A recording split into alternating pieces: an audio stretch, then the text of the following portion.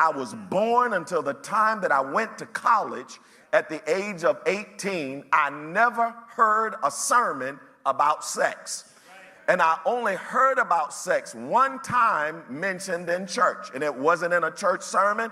It wasn't in a church service. It was in Sunday school when I was 11. The lesson that day was from 1 Corinthians chapter 6, verse 18.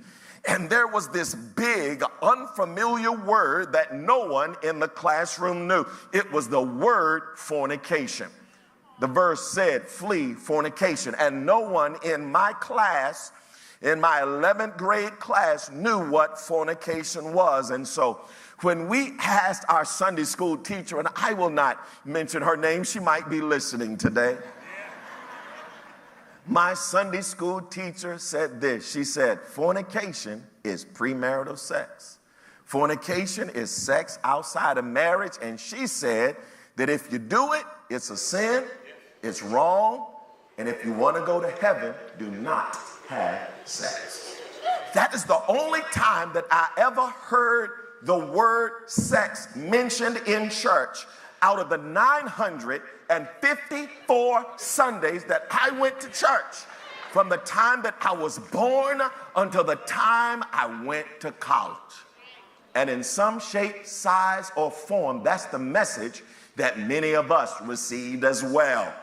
The specific details of your story may be different from mine, but for the most part, the takeaway that we all received was the same, that sex outside of marriage is sinful, unholy, and not pleasing to God.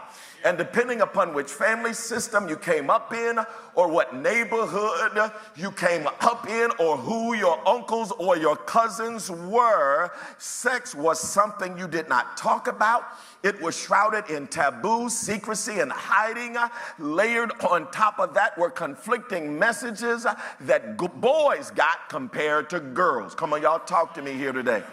Young boys received messages that encouraged us to do it, but girls were guilted and shamed and called names if they did.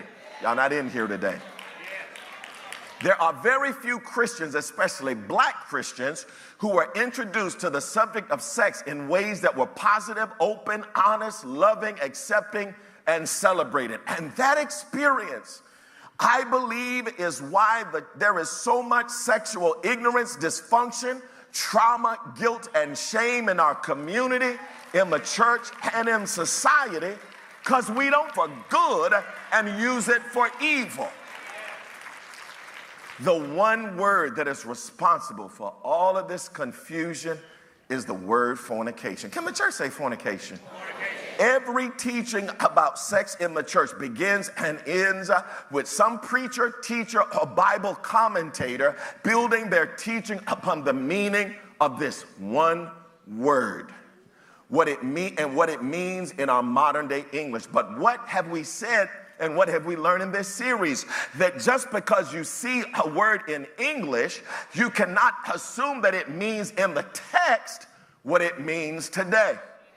Are y'all in here today? Remember, when it came to divorce, I said that just because you see the English word divorce, you cannot assume that it means in the text what it means today. And half of y'all came up on stage at the end of that sermon because you got freed and delivered from the teaching. We'll see what happens at the end of today's message. Well, the same is the case with the word fornication. So here's the first point of this sermon. And I want you to get this because it's a bombshell. Tell your neighbor, wake up, this is a bombshell. The Greek word fornication in the Bible does not refer to premarital sex.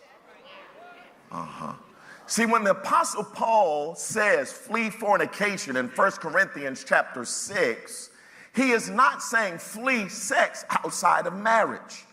The word translated fornication in the Bible is the Greek word porneia. It appears about 24 times in the New Testament, and the root word for the word porneia is the Greek word pornos, which means a harlot or a prostitute. Y'all following me? The context of verse 18 begins in verse 13 of 1 Corinthians chapter 6, where Paul says the body is not meant for fornication, but for the Lord, and the Lord for the body. Do you not know that your bodies are members of Christ? Should I therefore take the members of Christ and make them members of a prostitute? Do you not know that whatever is united to a prostitute becomes one body with her? Then Paul says in verse 18 to flee fornication. So the entire context of verse 18, church, is about fleeing prostitution.